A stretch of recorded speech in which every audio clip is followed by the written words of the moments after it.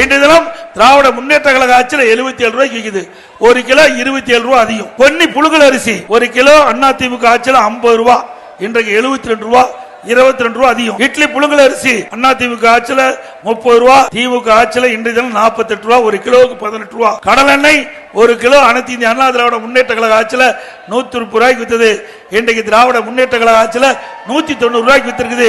ஒரு லிட்டருக்கு 60 ரூபாய் அதிகம். நல்லெண்ணெய் 250 ரூபாய் அதிமுக ஆட்சி, திமுக ஆட்சியில் 400. விலை உயர்வு. துவரம் பருப்பு ஒரு கிலோ 74, திமுக ஆட்சியில் 130, ஒரு கிலோ 56 ரூபாய் அதிகம். உளுத்தம் பருப்பு ஒரு கிலோ 79, திமுக ஆட்சியில் 120, ஒரு கிலோ 41. இவ்வளவு விலை உயர்ந்தா எப்படி மக்கள் வாழ முடியும்? இன்றைக்கு வருமானம் குறைஞ்சு போச்சு, செலவு அதிகரிச்சு போச்சு, விலைவாசி உயர்ந்து போச்சு. மக்கள் துன்பத்திலே வேதனையில இருக்கின்ற நிலை திமுக ஆட்சியில் பார்க்கப்படுகிறது. இதையெல்லாம் அனைத்து இந்திய அண்ணா திராவிட முன்னேற்ற கழக ஆட்சி வருகின்ற பொழுது விலை கட்டுப்பாடோடு மக்களுக்கு தேவையான அளவிற்கு விலைவாசி குறைக்கப்படும் என்ற செய்தி நேரத்தில் தெரிவிக்கிறேன்.